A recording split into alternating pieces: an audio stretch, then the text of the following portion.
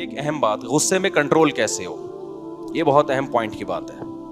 میں نے بتایا نا, غصہ اعتدال سے بڑا ہوا طلاقیں دلوا دیتا ہے, اعتدال سے بڑا ہوا غصہ قتل کروا دیتا ہے, اعتدال سے بڑا ہوا غصہ آپس میں نفرتیں. آپ نے کسی کو ایسا برا بلا کہہ دیا, وہ اس کے دل میں آپ کی نفرت آ گئی, حسد پیدا ہو گیا اس کے دل میں, اب وہ آپ کے نقصان کے در پہ ہے. بہت ہوتا ہے.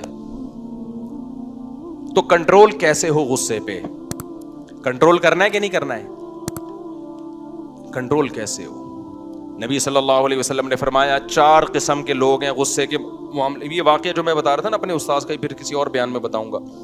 4 قسم کے لوگ ہیں نبی صلی اللہ علیہ وسلم نے فرمایا. ایک ترمذی کی حدیث ہے, ایک وہ لوگ جن کو غصہ بہت دیر سے آتا ہے, جلدی نہیں آتا, اور ختم جلدی ہوتا ہے. یہ سب سے بہترین لوگ ہیں. تو شریعت ہمیں یہ چاہتی ہے کہ غصے کی صفت ہمارے اندر کم ہو جائے, یہ نہیں کہ ختم ہو جائے. ختم تو میں نے بتایا کہ نقصان ہوگا, کم ہو جائے. کم کا کیا مطلب؟ آئے دیر سے, پہلی دفعہ دروازہ دیر سے کھلنے پہ نہیں آئے, دوسری دفعہ بھی نہیں, تیسری دفعہ بھی نہیں, چوتھی دفعہ میں کیا ہو, آئے. دیر سے آ رہا ہے کہ نہیں آ رہا؟ ہمیں پہلی دفعہ میں آنا شروع ہو جاتا ہے. بیگم نے نمک تھوڑا تیز کر دیا یا کھانا ٹائم پہ نہیں, ایک دم اچھلنا, بھائی ابھی اچانک نہیں نا, موقع دو اگلے کو سنبھلنے کا.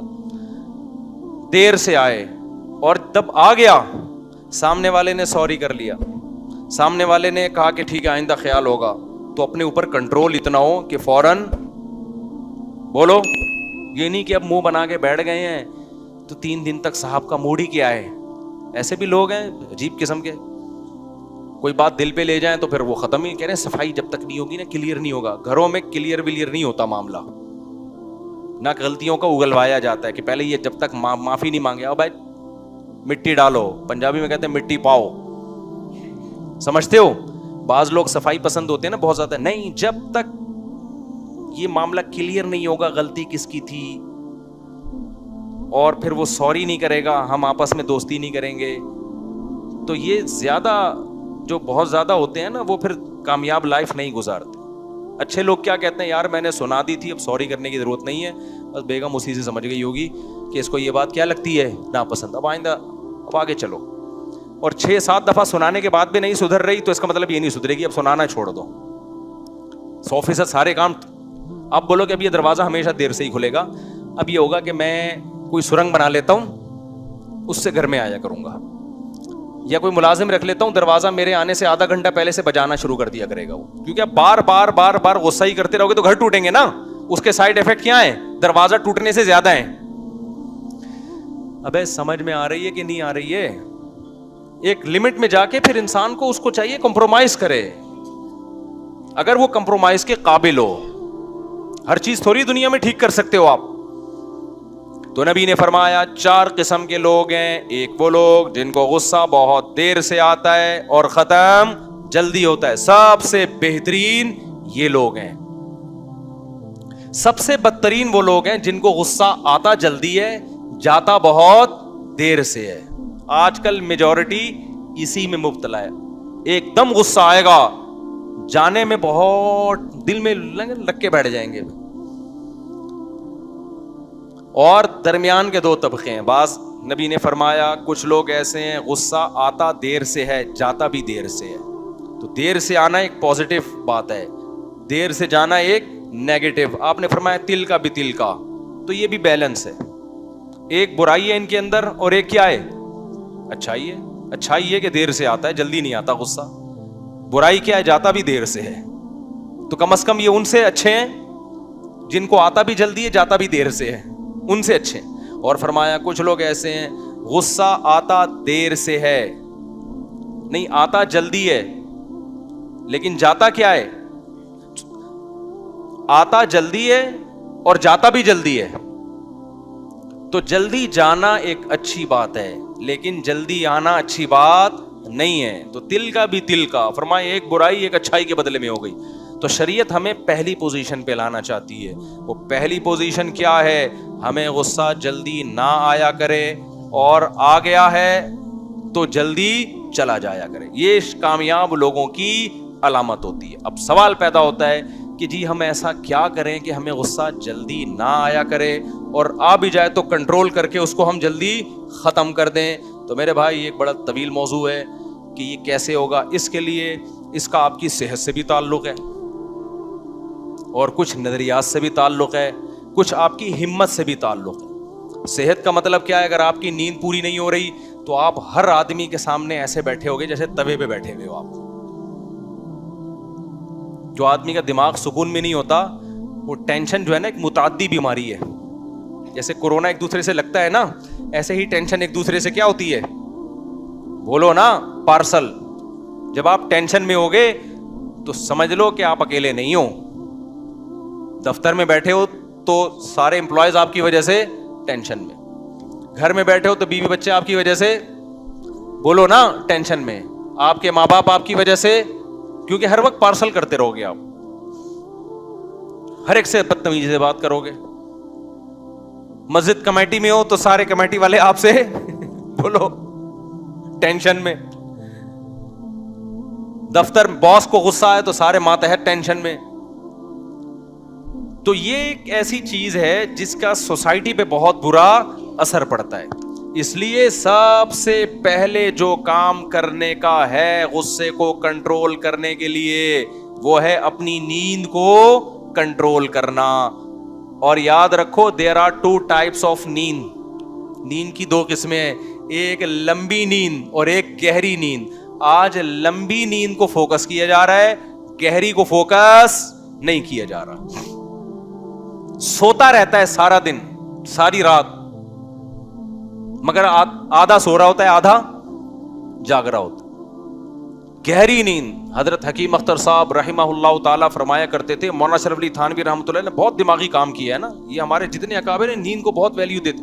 کھانے کی اتنی ویلیو نہیں ہے بھائی, خوراکیں کھا رہے ہیں, خوراکیں. صحت میں سب سے پہلا دخل کس کا ہے؟ بولو, آپ کی نیند کا. آپ کی باڈی ریپیئر نیند میں ہوتی ہے.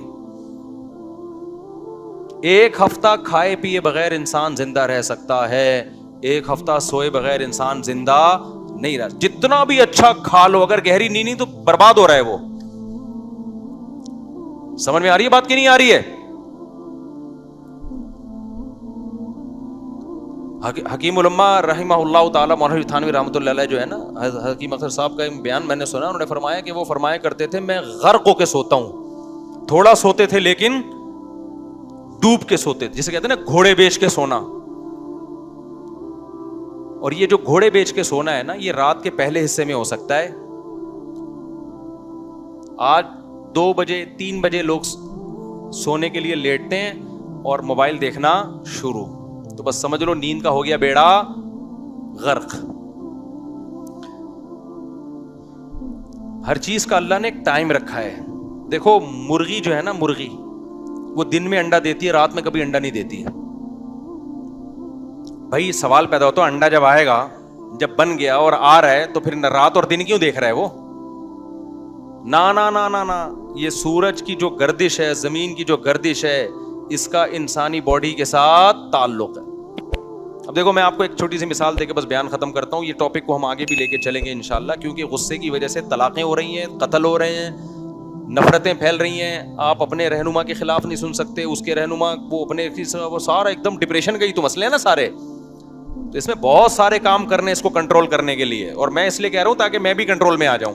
یہ نہیں کہ ہم کوئی بہت ہی کوئی فرشتہ صفت انسان ہے اور ہم بھی کھوپڑی ہماری بھی گھومتی رہتی, کیونکہ ہمارے پاس کھوپڑی گھمانے کے اسباب بہت زیادہ ہیں. آئی بات سمجھ رہے؟ آپ کے پاس آپ کی کھوپڑی گھمانے کی ایک وجہ ہوگی, ایک ہی وجہ آدمی کی کھوپڑی کو سیٹ ہونے نہیں دی. ہمارے پاس بہت ساری وجوہات ہیں, تو ہمیں زیادہ ضرورت ہے اس کی بیان کی. تو گہری نیند سمجھتے ہو, یہ جو باڈی ہے نا, اس کا سورج, یہ جو زمین کی گردش ہے, اس کا ہماری باڈی کے ساتھ تعلق ہے. میں اپنا ایک چھوٹا سا واقعہ شیئر کرتا ہوں. کوئی ڈاکٹر تو ہے نہیں, ہم دیسی واقعات یہ سنا کے آپ کو موٹیویٹ کریں گے نا. ڈاکٹر تو پوری رپورٹ پیش کر دے گا نا, امریکہ کے سائنٹسٹ یہ کہہ رہے ہیں. ہم تو بھائی دیسی آدمی ہیں, دیسی طریقے سے سمجھائیں گے. دیکھو دن کیا ہوا کہ مجھے نیند نہیں آئی رات کو, دعوتوں کی وجہ سے نیند اڑتی ہے میری, دعوتوں کو بالکل بین.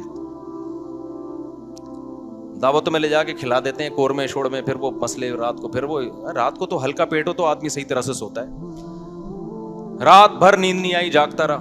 صبح بھوک لگ رہی تھی اور بھوک میں ہم پراٹھے پھوڑتے ہیں صبح کو معذرت کے ساتھ. میں نے کہا ابھی نہیں پھوڑتا, تھوڑا آرام کر لیتا ہوں, دوپہر کھانے کے بجائے کیا پھوڑوں گا, اور 2 کے بجائے 4 کی بھوک لگ جائے گی. جب ہم دوپہر کو اٹھے بالکل بھی دل نہیں کیا. گھر والوں سے میں نے کہا پراٹھا بناؤ, نوالا نہیں اتر رہا تھا. کیوں؟ یہ جو چیز ہے نا انڈے اور یہ اس طرح کی چیزیں, یہ آپ کی باڈی دوپہر کے وقت میں پسند نہیں کرتی, حالانکہ بھوک ڈبل ہو گئی ہے اور ہضم بھی نہیں ہوا. میں نے کہا یار یہ ڈاکٹر جو لوگ جو کہتے ہیں نا ہماری باڈی کا یہ زمین کے گھومنے سے سورج سے تعلق ہے, یہ بالکل صحیح کہتے ہیں, ٹھیک ہے نا. یہ کیا کرتے ہیں؟ بالکل صحیح کہتے ہیں. تو یاد رکھو جیسے ہمارا, میں تو ایک دیسی آدمی ہوں, دیسی مثال دے رہا ہوں کہ وہ پراٹھا دوپہر کو نہیں کھایا جا رہا ہم سے, حالانکہ بھوک ڈبل ہو گئی ہے, نیند بھی پوری ہو گئی ہے, لیکن اب دال چاول ہی کھائیں گے, اب روٹی کھائیں گے, اب وہ نہیں ہضم ہوگا. تو اسی طرح نیند کا بھی, جب پراٹھے جیسے ایک چھوٹی سی چیز کا تعلق ہے آپ کے سورج سے, تو نیند تو ایک انسان کی, پراٹھا نیچر تھوڑی ہے آپ کی, نیند تو نیچر ہے, اس کا کیسے تعلق نہیں ہوگا؟ قرآن کتنی جگہ کہتا ہے وَجَعَلْنَا اللَّيْلَ لِبَاسًا, ہم نے رات بنائی ہے سونے کے لیے. اب رات کو جاگ رہے ہو اور دن میں سو رہے ہو, اور رات کا آخری حصہ سونے کے لیے نہیں ہے, اٹھنے کے لیے. آپ رات کے آخری حصے میں کیا کر رہے ہو؟ سو رہے ہو. تو فطرت سے جنگ کر رہے ہو کہ نہیں کر رہے؟ تو ڈپریشن میں جاؤ گے نہیں تو پھر تو بھڑکتے رہو گے سارا دن بیٹھ کے آپ. میں نے بہت دفعہ تجربہ کیا, رات کو 9 بجے سویا تو نماز ہی 9:15 بجے ہو رہی ہے, اور 9 بجے اب میرے لیے عشاء کے فوراً بعد سونا بہت مشکل ہے, لیکن کوشش کر رہا ہوں کیونکہ بہت ساری ایکٹیویٹیز ہوتی ہیں نا عشاء کے بعد, وہ فلانے کے یہاں بیان ہے, فلانے کے یہاں بیان ہے, لیکن پھر بھی کوشش کریں جلدی سونے کی. اصل ٹائم ہے سونے کا عشاء کے فوراً بعد. آج 9:15 بجے ہو رہی ہے, آپ مغرب سے پہلے کھانا کھا لو یا مغرب کے فوراً بعد, اور عشاء پڑھ کے جاتے ہی لمبے ہو جاؤ, اور موبائل کو لاکر میں مغرب سے پہلے رکھ دو, دیکھنا ہی نہیں ہے اس کا چہرہ. موبائل دیکھو گے نیند کیا ہوگی؟ برباد. مغرب سے پہلے نا موبائل کو لاک کر دو. آپ 9:15 9:30 10 بجے سو جاؤ, آپ 2 بجے اڑ جاؤ گے, اور ایسا دماغ فریش, غرق ہو کے سو گے آپ, گھوڑے بیچ کے سو گے. 4-5 گھنٹے کی نیند کے بعد پھر آپ موبائل دیکھ لو, تہجد پڑھو, 2 رکعت اللہ سے دعا مانگو, پھر موبائل دیکھ لو بھلے آپ. وہ کام صبح بھی تو ہو سکتا ہے نا جو رات کو آپ کو کرنا تھا. اتنی برکت ہوگی آپ کے ٹائم میں. یہ ہے بے موقع نیند نہیں ہے, یہ موقع کی نیند ہے. موقع کی نیند تھوڑی, اس کا رزلٹ کیا ہوتا ہے؟ بہت اچھا. بے موقع نیند بہت زیادہ, رزلٹ کیا ہوتا ہے؟ خراب رزلٹ ہوتا ہے. چائنیز سے عبرت حاصل کر لو, چائنیز جلدی سو جاتے ہیں. تو یہ جو آج کل ہر آدمی توے پہ بیٹھا ہوا ہے نا غصے میں بھنا ہوا, اس کا ایک بہت بڑا دخل کس کے ساتھ ہے؟ نیند کے ساتھ ہے. ڈپریشن میں گئے ہوئے ہیں, وقت کی برکتیں بھی ختم ہو رہی ہیں. تو یہ تو ایک وجہ ہے, اور بھی بہت ساری وجوہات ہیں, انشاءاللہ پھر اگلے بیان میں انشاءاللہ. اللہ تعالیٰ سمجھنے کی عمل کی توفیق عطا فرمائے.